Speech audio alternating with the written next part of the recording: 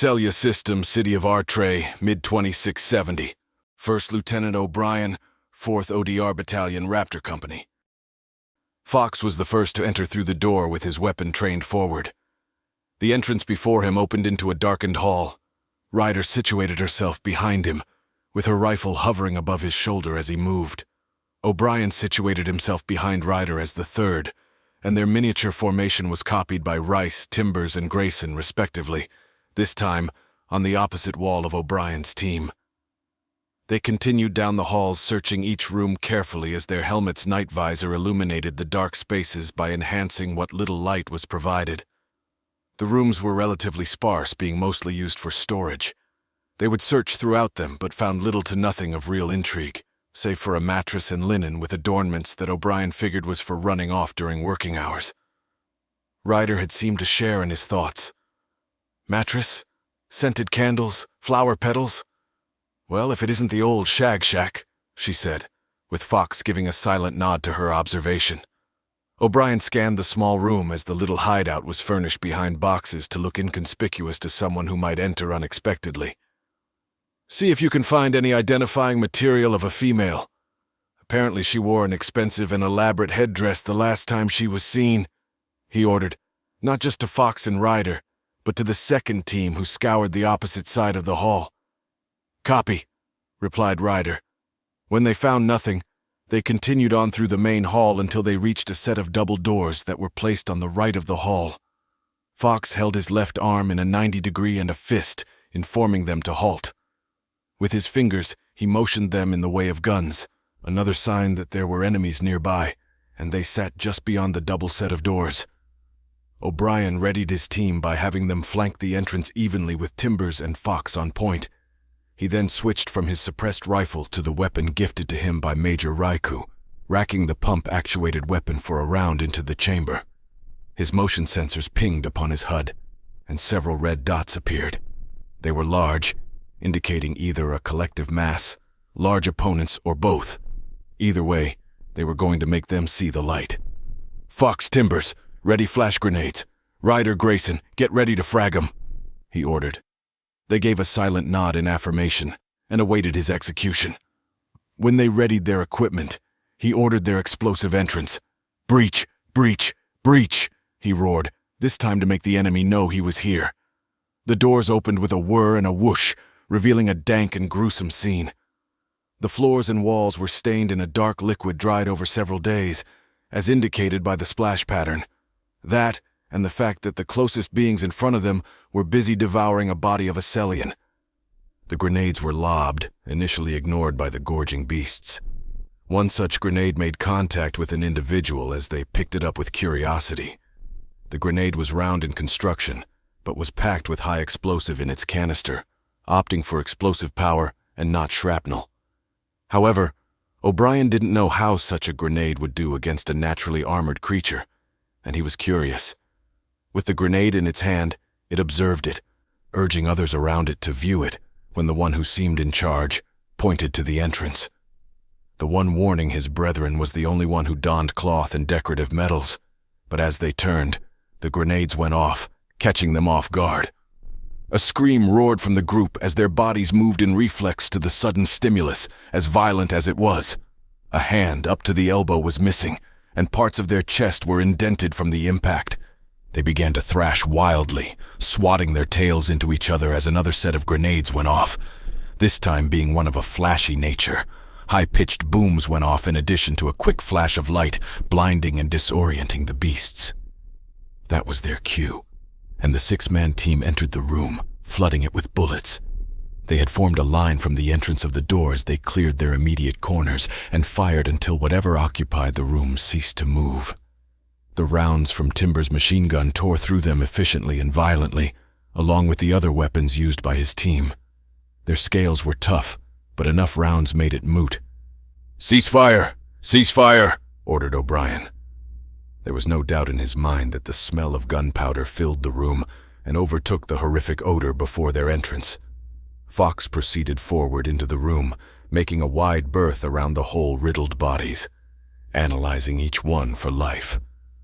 Rice and Timbers remained by the exit, silently cautious of the darkened halls as the rest of the team continued in the room. With each step, O'Brien felt a viscous liquid beneath his feet, similar in feeling to the Sellian ambush team not too long ago. He feared for them at that implication and the apparent evidence strewn before him in the corners of the room. Stained bones of Sellians were before him and piled together with blatant disregard. It sickened him, and similar feelings were shared with Ryder and Grayson. "This ain't right," spoke Ryder as she struggled to keep the contents of her stomach in place. "Why would the council keep man-eating lizards in their basement, eating their citizens no less?" added Grayson. His bearing was much stricter than Ryder's, but it was apparent that he was also unnerved by the carnage before him. "I don't know, but search for anything that can hold intel," said O'Brien. The others began searching the room when the sounds of a low growl filtered through his comm set, and he turned to the center of the room. The color was off, but he noticed a body of a fallen lizard began to move, first with its tail, then with the whole of its body. It tried to steady itself as blood began to vent from its body. It was tall, much taller than himself and just a bit more than Grayson. But the others were in the far corners of the room, leaving O'Brien alone within the beast's range for an attack. At first it didn't move. Instead, it only stood there until it began to speak, at least what he thought was its version of speech. He readied his weapon, already chambered with a fresh round to ruin its day. Before he pulled the trigger, Athena awoke from her silence, causing him to pause. "Sir, if I may, I believe I can translate it," she spoke. "Oh? Do tell," he replied, taking mind to not take his aim away from the beast. After several seconds, Athena returned. "I've assessed earlier communications from friendly Sellian forces prior, and they have a function to translate the present alien tongue. From my transcriptions, they seem to call it Runian. Translating now." As the beast spoke, its vocals changed from incoherent growls and yips to Terran common. "You must be warrior, so you aren't mindless," replied O'Brien, catching the beast off guard. "You speak my tongue. Wretched it is, coming from rocks and not from throat. Tell me, who you?" it asked. "O'Brien," he replied curtly, "of Raptor Company." "Raptor Company. Is it clan?" replied the Runyon. "It is. But tell me, who are you?" asked O'Brien. Its head moved in a way that said it was pondering before returning to the Terran before it. "Bokta, chieftain of this band and warriors to Nila." It was a name he had not heard of before, and if it was, he had simply forgotten, but it seemed significant for it to now be seared into his memory. "What were you doing here? And what of the corpses?" asked O'Brien. It snarled but answered, "Eaten. Clan would have starved were it not for Serpola.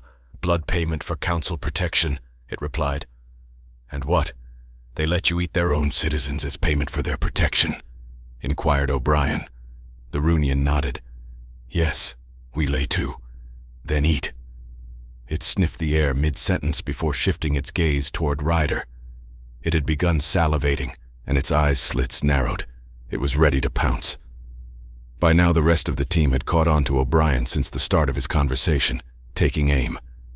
"You move, you die," ordered O'Brien, as he tried to turn its attention to him.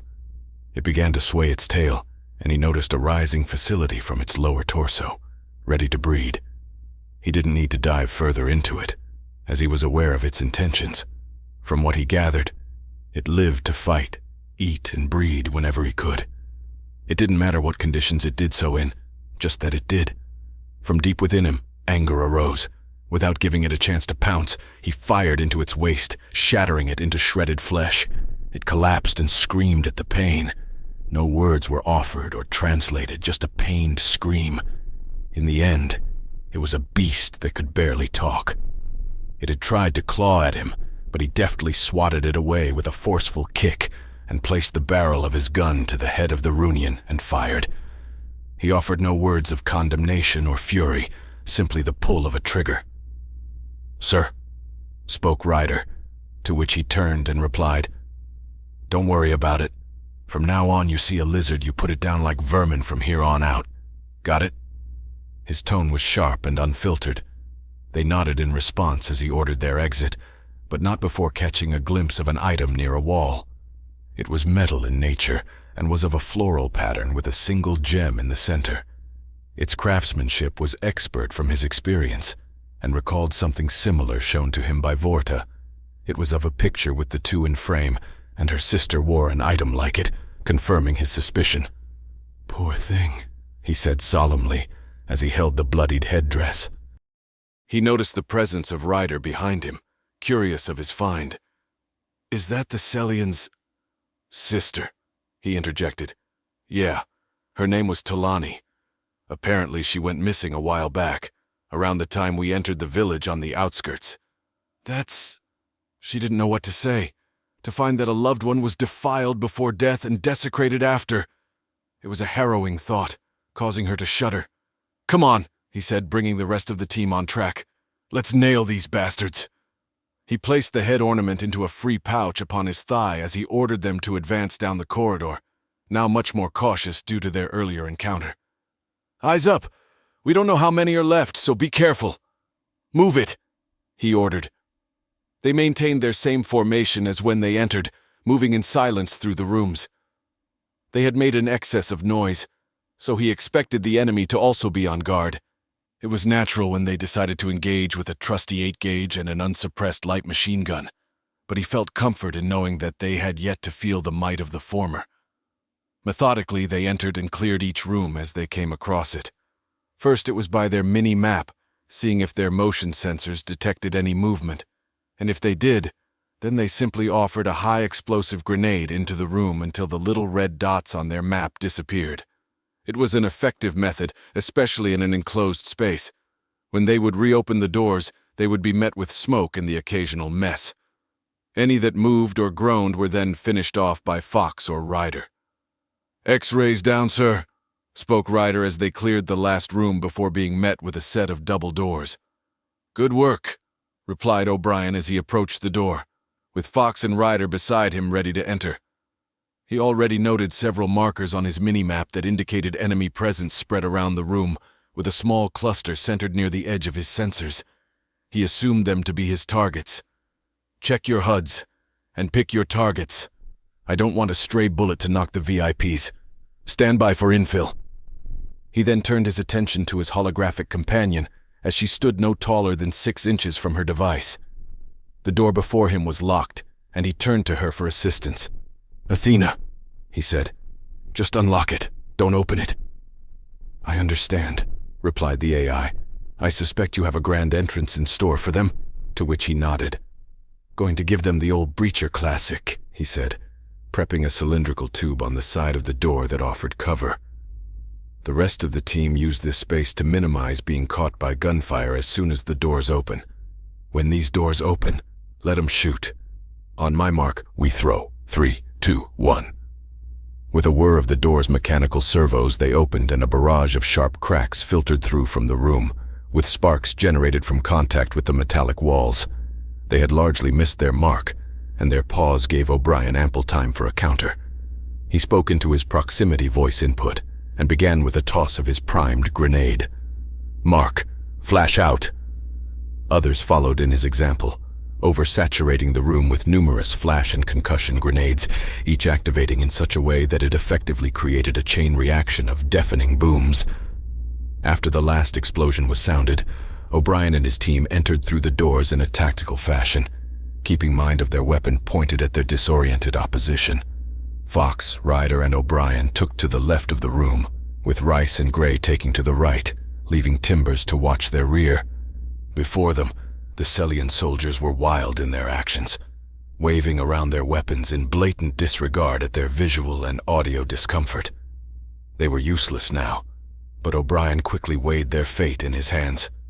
To him, it was simple.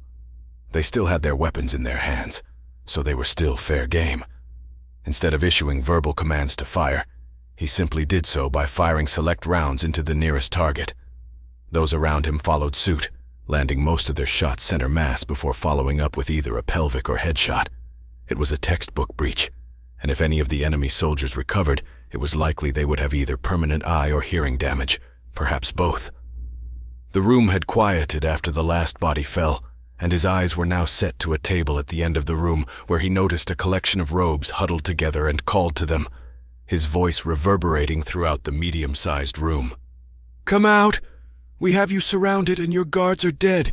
Hands above your heads where I can see them," he ordered as he turned on his weapon's mounted light, illuminating their figures that he could indeed see them. They were slow to act, but did as he ordered. However, they failed to comply with his order to see their hands, as several of the councilmen had hidden theirs behind their clothing.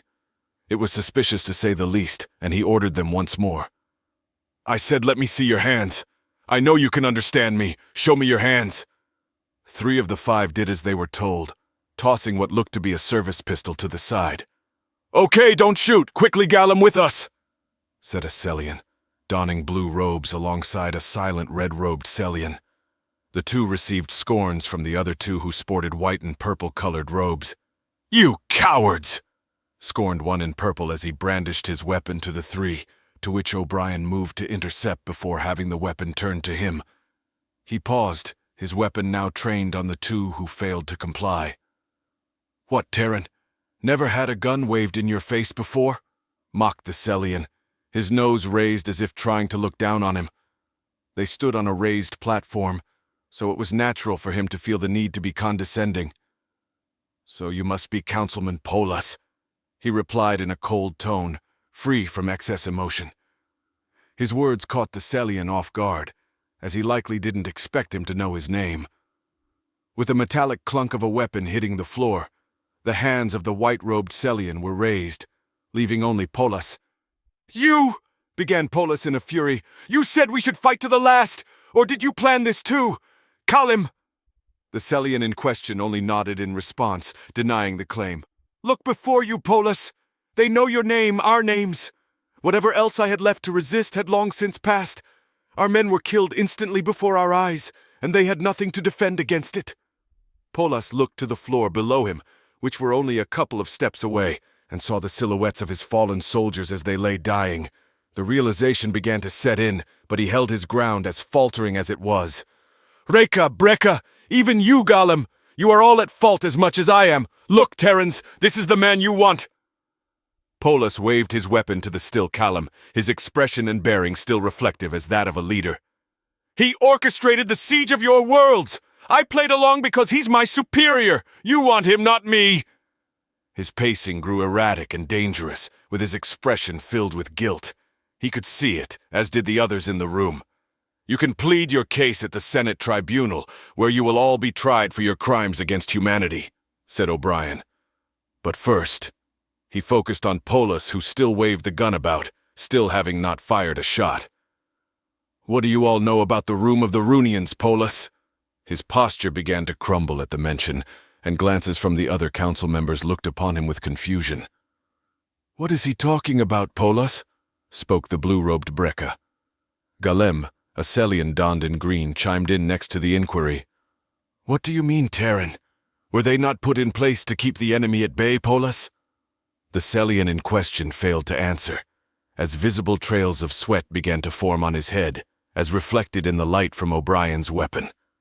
A sigh was heard, and when they looked to the originator, it was Callum shaking his head. "What did you find, Terran?" he asked humbly. Solemnity was the only expression he had mustered to ask his question, and faced the Celian in question. "Polas had told us to not go beyond their space, that he had everything under control. I had placed my trust in him because I know what they are, and I fear the worst has come.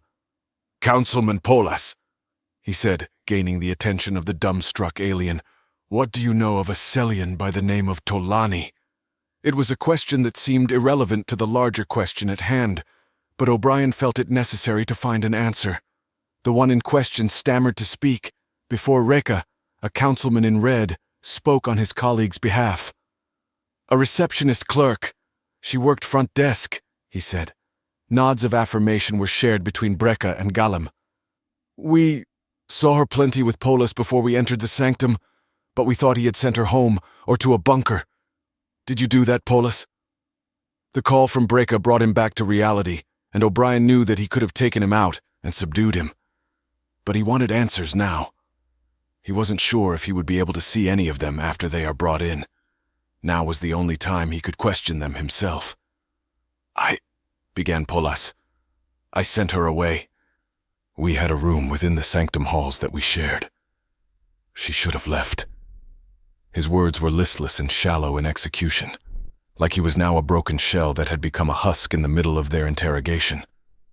O'Brien then reached into his pouch, and with the clang of metal, he revealed it, as the sound was familiar to them, for it filled the halls daily when she was attached to Polis. This was all that was left in a room of lizards, reduced to blood and bone. "Let me show you," he said before firing a single shot at the weapon Polis wielded. He had aimed for the gun itself, but adjusted for a personal touch, the hand itself. It was gone in its entirety as he didn't switch to a more precise weapon, and Polis screamed in pain. Meanwhile, the other raiders had circled to the group and began detaining them. "Hey, watch it! We'll go, sounded Brecca, as Fox fastened a set of zip ties over their wrists. They were the thicker kind, and they were bound efficiently enough that they struggled to move their hands with how tight they were, causing acute pain with some. Okay. Can't you loosen it just a bit?" cried Gallem. His request fell on deaf ears as Fox quickly bound them. With the council bound, and Polis mildly treated, O'Brien began their escort. "Fox, Ryder, up front. Lead the way and make for the landing pad," he ordered. They stepped off in silence as the two led the detail. O'Brien led in front of the councilmen, with Gray in the rear and Rice and Timbers on the sides, forming a wedge. They continued through the now emptied halls as they passed through open doors, with the light from their weapons briefly illuminating the entrance that revealed familiar corpses to the councilmen before pausing. When he stopped, the councilmen gagged, noting a foul odor that assaulted them. "Gay! What is that?" said Brecca, followed by the once silent Reka. "That is—" There was an underlying odor to it that, even in its soiled nature, was something all too familiar to him, a smell that he grew accustomed to on the field of battle when a friendly trooper took a lethal hit. "Blood. Soiled. Terran, can you show me?" asked Reka. O'Brien did as he requested and shined his light into the room, revealing the previous horrors his team had encountered, bones piled wastefully to the sides, with the floor and walls thickly stained in green.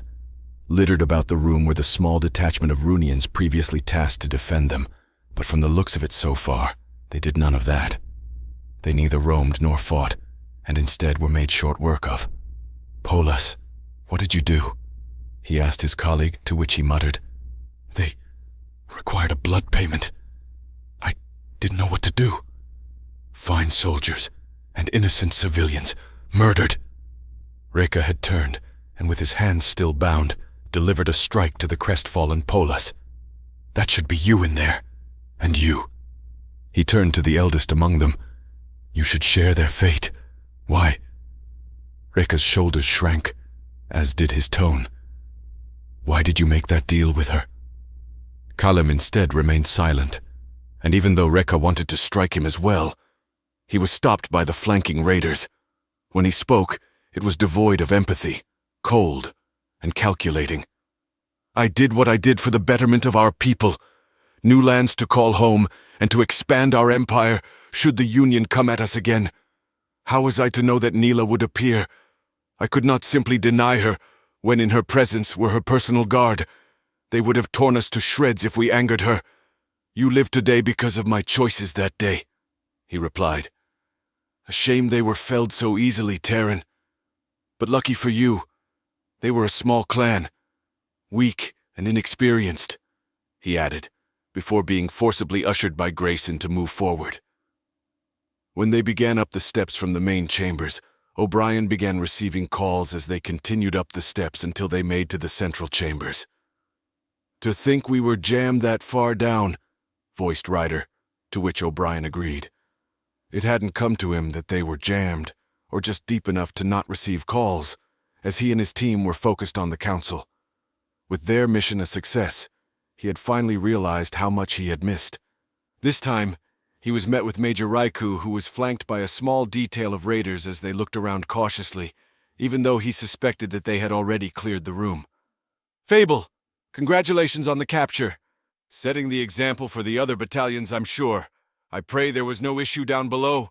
he inquired, his demeanor jolly in delivery. Some, but we dealt with it. How did it go up here? Seems like we had no comms after we went in. What about the incoming enemy force? He replied. We had some difficulty, but your sniper proved invaluable in our defense, said Raikou. Dare? Replied O'Brien. That's the one. Fine shot he is. Covered us from sniper fire by the enemy. Luckily, we held off long enough for Marine reinforcements to arrive, and they made short work of the enemy. Fine job they did.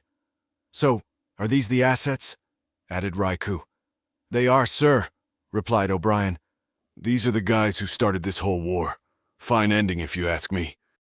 We'll see about that, replied Raikou as he approached the captives, specifically to Callum, getting within arm's distance.